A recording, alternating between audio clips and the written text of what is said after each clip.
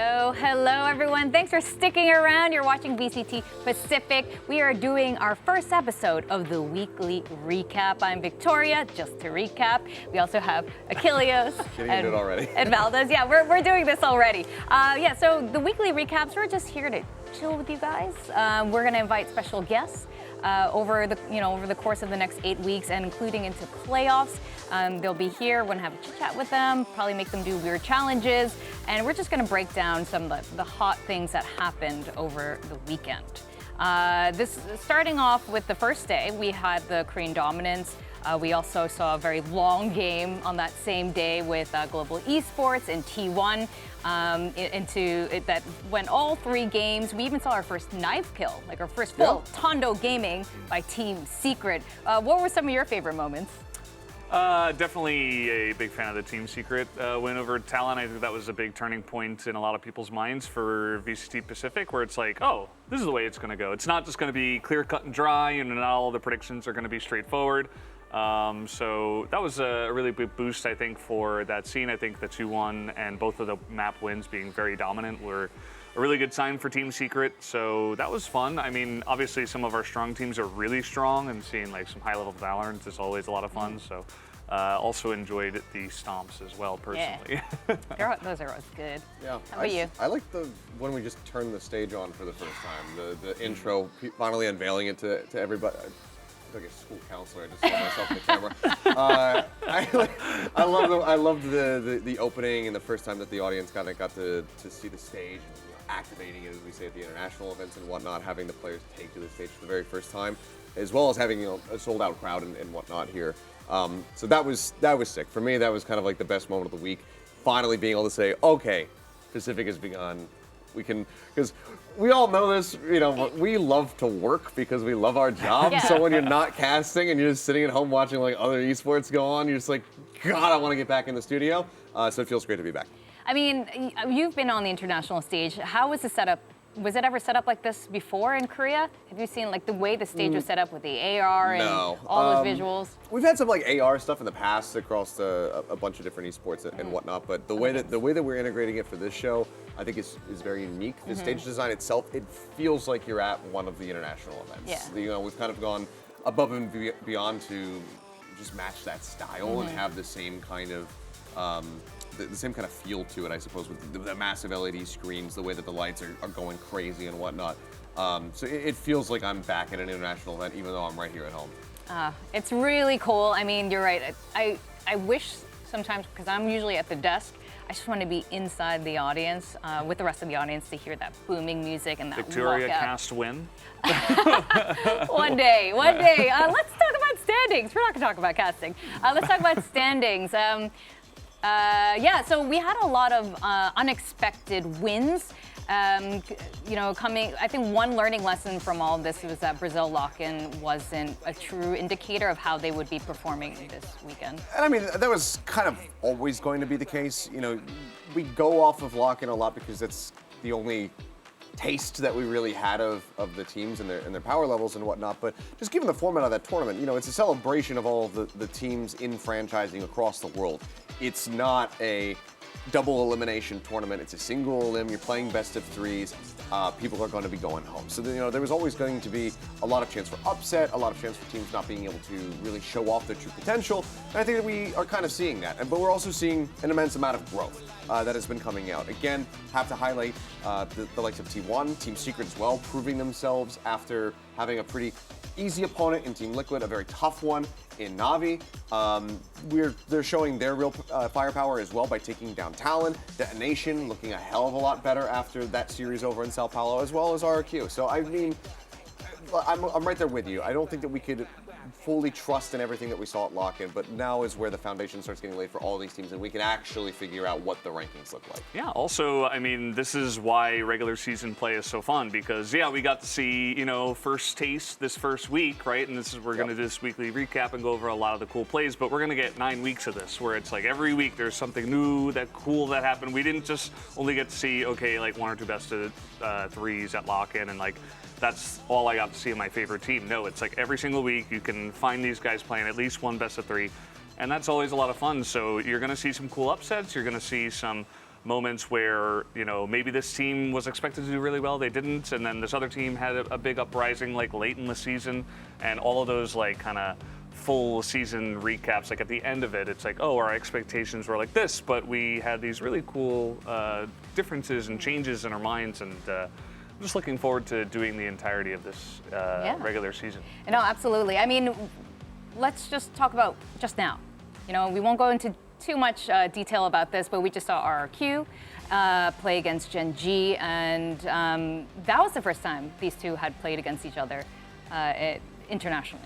Yeah, I mean, two very new organizations, but I don't think that we've ever had any of the players from either of these teams clash internationally. So I think that was across the board very much a first. And clearly, you know, Gen G fairly well prepared.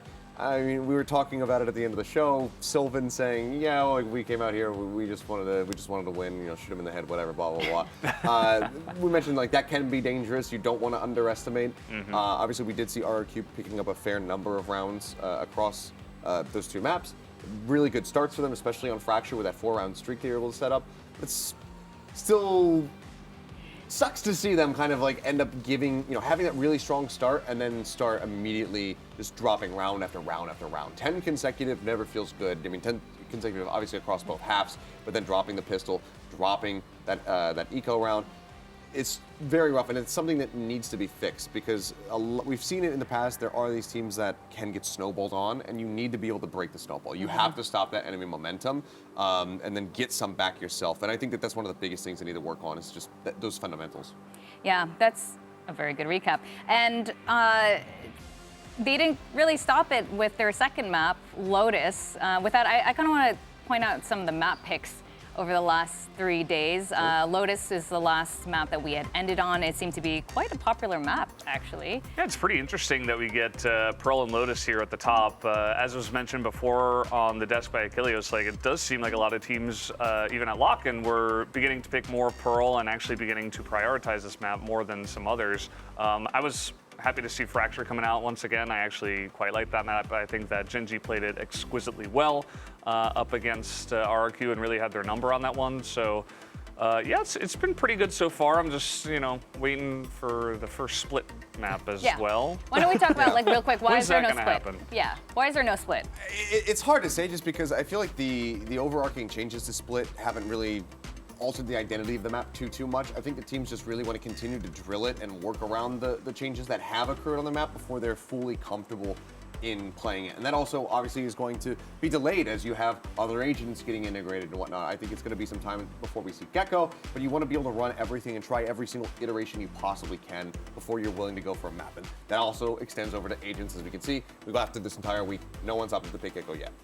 Yeah, no Gecko at all, and no Chamber, of course. I think we kind of saw like the diminishing. Yeah. There's so much of him, and now there's none of him, and there's still none of him. But Killjoy being the most played. I think there's definitely some meta agents. Like, obviously, Killjoy and Jet coming out a lot. KO is a big mainstay, but I'm sure that eventually we'll get one person who's like, I really like Chamber. We won map 1. Let me get a shot at it. Maybe I can play really well. Like, he still is the same agent, obviously, with some big nerfs over the last couple of months. But I think it'll happen, just especially at the beginning of the season. It's like, okay, everybody's just going to play Killjoy and Jet on every single map, and it's not really going to change. Killjoy, I guess, having the lead in one map. But yeah, I mean, pretty straightforward meta picks so far. Nothing too out of the ordinary, but eventually someone like Amon is going to pull out the Reyna. I guarantee it. Yeah, I mean, Killjoy, it's not shocking, and I do agree. I think that we're 100% going to see Reyna before we see Chamber, before we see Gecko. I feel like that's just, unless somebody really wants to throw a curveball and have that Gecko coming out. But I think Reyna is a bit more likely. I wouldn't mind seeing it from Evan again because he did play it quite proficiently. But we'll have to just wait and see. But I think that for the most part, it's just going to be those two out of the meta. Everything else is kind of going to be filtering in. But given the strength of Killjoy, even with the recent nerfs, it just hasn't quite done enough because the lockdown ult is just still so very valuable. Being able to buy that much space, having it be less reliably eliminated by enemy utility. I mean, it's a fairly heavy commitment. You think about two of the biggest things that can take out that ultimate is a Hunter's Fury as well as a Brim ult, so an orbital strike. And to commit both of those just for a singular lockdown obviously feels very, very bad. But it's something that you have to do because the lockdown is so strong. So I think unless something else happens or some kind of new tech is found, Gecko. I mean, the gecko, you can destroy it with a mosh pit. But Little that would green require, puddle. we're going to need to see people play around in some crazy lineups in order to make that Sure. happen, you know, on common killjoy spots. So, I mean, I'm curious if somebody will decide to do that. It's just, we have to give it a little bit more time, let the teams cook and see when the time is right to take it out of the oven, I suppose. All right. Well, let's also talk about our MVP picks, because we had a good discussion about this over the last few days, and we came to a conclusion about a couple of them. One guy for me that stood out a little bit differently than your standard, like amazing, multi-kills was Divai. He really brought these amazing moments where Paper X should have lost. And he was the last man standing and completely clutched the round in 1v3 type situations. Yeah, I mean, for me, I was actually going for Benkai on this one. I think that across both maps in the series, Benkai was instrumental. He's obviously also the IGL, so you have that unsung, uncalculable buff, and you know that in a statistic that you kind of need to rope into the overall team play, keeping everybody steadied when you are in that situation, like on Lotus versus TFM, where it was looking like they were going to drop the map. But Divai was the one who kind of put, I was going to say pencil to paper, but gun to head.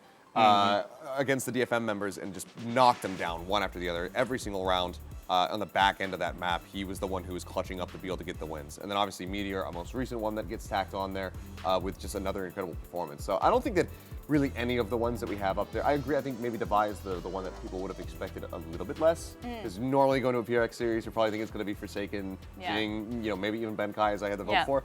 But I mean, Divai came up huge and he showed like, yeah, I deserve to be on this team. So screw you, naysayers. Yeah, it was cool to see him popping up there. I was impressed by Envy as well. I think from yesterday, he was a huge part of the reason why the team was able to essentially have that consistency across many rounds. Like part of the reason why I feel like the wins from Team Secret were so dominant was because he was getting consistent, you know, multi-kills and stuff like that. So that was cool to see. I also really liked Meteor, you know, just from today. Maybe I'm biased because it's the day I was working, but like he just kind of made both maps about him. Like his raise on Fracture was, you could not ignore him, even though like we were first looking at TS on his team and then we were looking at King and we were like, okay, these two guys are probably going to be the two guys we highlight. And then Meteor's like, no, it's me actually. Again, I'm back, and he did it again on Lotus as well. So I'm kind of biased towards those players that are like, okay, I'm just going to take over the entire lobby, and he did exactly that today. But again, I mean, you still have to give that shout out to the rest of the team functioning around him to enable him to do that. It does kind of feel almost like a classic Optic and Ye situation where it's just like, let's enable this guy to go ahead and run rampant. And I mean, you take a look at Goddead's statistics at the end of it, the number of assists that he had was enormous. I think he was almost averaging an assist per round throughout that entire set. So great to see Goddead back and just really helping Meteor pop off as we have come to know and love from him. Yeah. Well, let's actually go into a couple of those highlights, these popping off highlights. Some of our favorite moments. One of my favorite moments was, you know, on day one with DRX versus Zeta. This was a big one when you have Korea versus Japan, this longtime rivalry. It was a really exciting game. I know a lot of the Japanese audience was tuning into this, but DRX was playing so well. And one person that really made it extra exciting was the addition of Foxy9. It was the first time we'd seen Foxy9 actually play live with the team. He hasn't yet appeared until this moment. He had a reputation for maybe getting a little early stage jitters, but then he really warmed up and proved himself, getting like triple multi-kills and ending the game with a really insane ace. A beautiful, clean ace. Yeah, I mean, we've always known that Foxy9 has just amazing mechanics. We've seen it from him, but it's always been in show matches, so it's never been on a VCT stage. We all obviously know that DRX was looking at having him implemented into the roster by the time that Lock-in came around, but they decided it needed a little bit more time. And even in this matchup, it wasn't necessarily like, okay, this is the game plan. Buzz had personal reasons he wasn't able to attend. Otherwise, we, in all likelihood, we're going to be seeing Buzz competing in this match versus Zeta. But Foxy, he rose to the occasion. He did have those early jitters. We saw that roughness, a couple whiffs at the beginning of the map. But as time went on, he just started dominating. He ends things off with an ace. It's just a perfect cherry on top for him in that debut. And I can't help but feel like he was probably so relieved after just getting that win under his belt and popping off as hard as he did. Yeah. Also for any naysayers, he's like, it's done and dusted. And I feel like that was a great way to start with something kind of fresh and new. And I really enjoyed that. So what was your favorite, Seth? For me, this might surprise some people, and granted, I kind of surprised myself. Rather, DFM surprised me. Because for me, it is the DFM versus Paper Rex series that this was kind of my highlight for the week. I think this, especially second map, we'll focus in on that. Lotus was where I was very caught off guard with how clean DFM was looking. So Jess in particular was absolutely destroying with this race. The number of kills that he was putting up, despite the fact that this ended up being a loss, was monumental. So I gotta give it to this because it was a completely unexpected banger match, one that we didn't anticipate. We thought, okay, Paper Rex, they're obviously going to be contending within like the top 4, top 5 teams here in Pacific. DFM probably hovering around the bottom. This should be clean and easy. And again, DFM nearly ended up taking this map for themselves. So just at every moment was looking incredible. You had Anthem as well, finding an ace for himself, our second ace of the tournament at this point after Foxy Nines.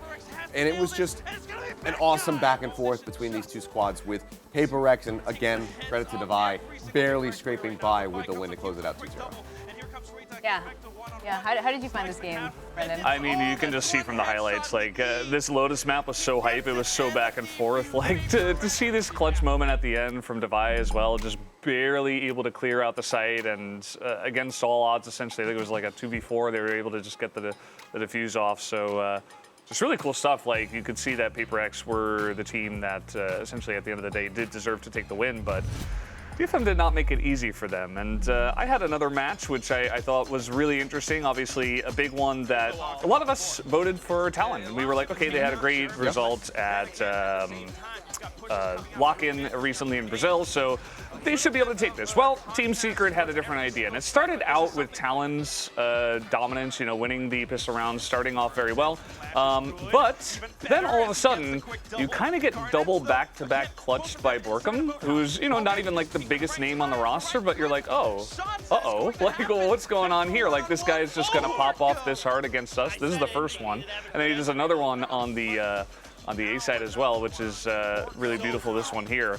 And it's just crazy because from there, the entire momentum and the entire story of the series, I feel like, totally shifted.